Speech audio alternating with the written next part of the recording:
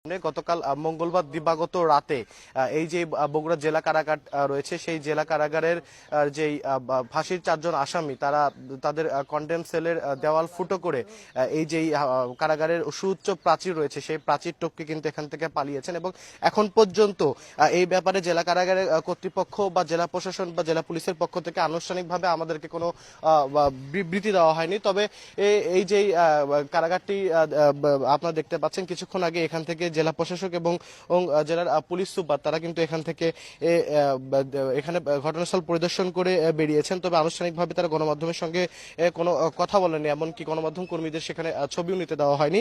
দর্শক আপনাদেরকে জানিয়ে রাখি যে 4 জন ফাঁসি দণ্ডপ্রাপ্ত ও আসামি এই কারাগার থেকে পালিয়েছেন তাদের মধ্যে কিন্তু 2 জন বগুড়া জেলার বাসিন্দা। একজন ফরিদ শেখ, তিনি এই বগুড়ার বগুড়া সদর উপজেলার বুড়িতলা কুটুরবাড়ি পশ্চিমপাড়া গ্রামের মৃত ইসরাইল শেখের ছেলে এবং আরেকজন কাহালু উপজেলার বাসিন্দা মোহাম্মদ জাকারিয়া, তিনি 34 বছর বয়সী এবং তার পিতার নাম আব্দুল হান্নান, তার বাড়ি কাহালুর উলট্ট পূর্বপাড়া এলাকায়। এছাড়াও আরেকজন রয়েছেন নরসিংদী জেলার বাসিন্দা আমির হামজা, তিনি 41 বছর বয়সী, তার বাড়ি নরসিংদীর মাধবতীতে এবং তিনি মৃত ইসরাফিল খার ছেলে।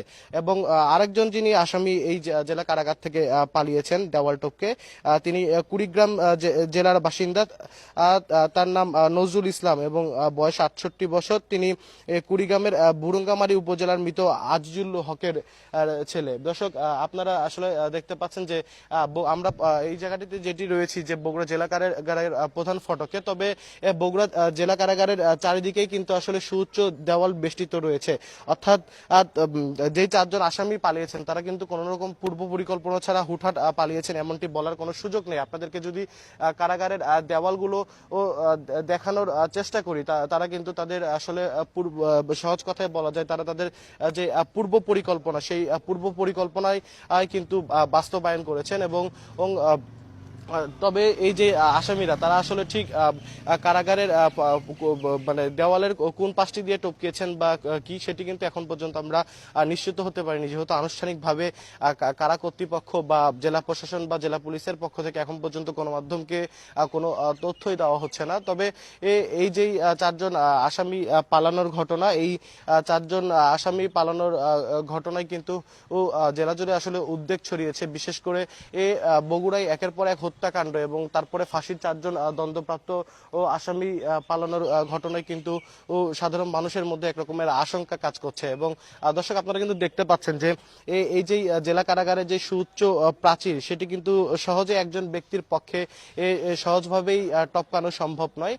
অবশ্যই যারা পালিয়েছেন তারা কোনো রশি বা কোনো ধরনের কোনো সরঞ্জামাদির সাহায্যেই এই দেওয়ালগুলো টপকে পালিয়েছেন। এবং বগুড়া জেলা কারাগারের যে আয়তন, বিশাল এক আয়তনের বগুড়া জেলা কারাগার, এই জেলা কারাগারের চারপাশ দিয়েই কিন্তু আসলে যারা কারারক্ষী রয়েছেন কারাগারের তাদের কিন্তু চেকপোস্ট রয়েছে এবং তারা কিন্তু কারাগারের বাহিরেও বগুড়ার যেই সড়ক এলাকাগুলোতে সেগুলোতে কিন্তু তারা তাদের যে চেকপোস্টগুলো সেগুলো থেকে দায়িত্ব পালন করে থাকেন। তবে যেমনটি বলছিলাম যে রাতের বেলায় হওয়ায় হয়তো কারারক্ষীদের চোখ ফাঁকি দিতে আসলে এই 4 আসামি এই সক্ষম হয়েছেন। এবং বগুড়া জেলা কারাগারের অবস্থান যদি আপনাদেরকে দর্শক ব্যাখ্যা করার চেষ্টা করি, এটি কিন্তু একদম বগুড়া শহরের সবচেয়ে অভিজাত যে এলাকা জলশ্রীতলা আর এলাকাতে অবস্থিত এবং এর এক পাশে কিন্তু জেলা প্রশাসকের কার্যালয় এবং আর এক পাশেই বগুড়া সদর উপজেলার যিনি স্বাস্থ্য বিভাগ কর্মকর্তা তার কার্যালয় এবং অফিসার্স ক্লাব রয়েছে।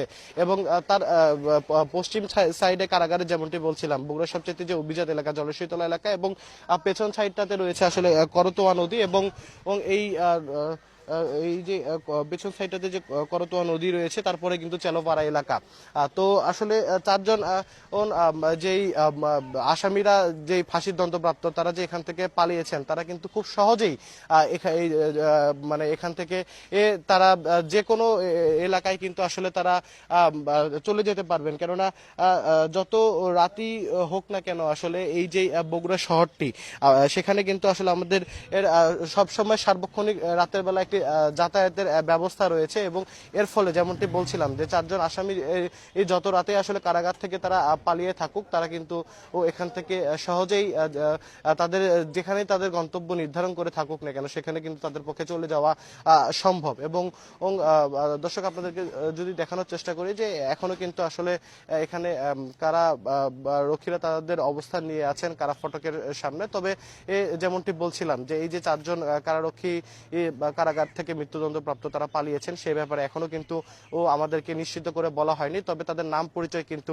সময়ের ক্যামেরায় প্রথম আপনাদের সামনে আমরা তুলে ধরেছি। তো এই ছিল বগুড়ায় 4 জন ফাঁসির দণ্ডপ্রাপ্ত আসামির কারাগার থেকে পালানোর ঘটনায় আমার কাছে সর্বশেষ।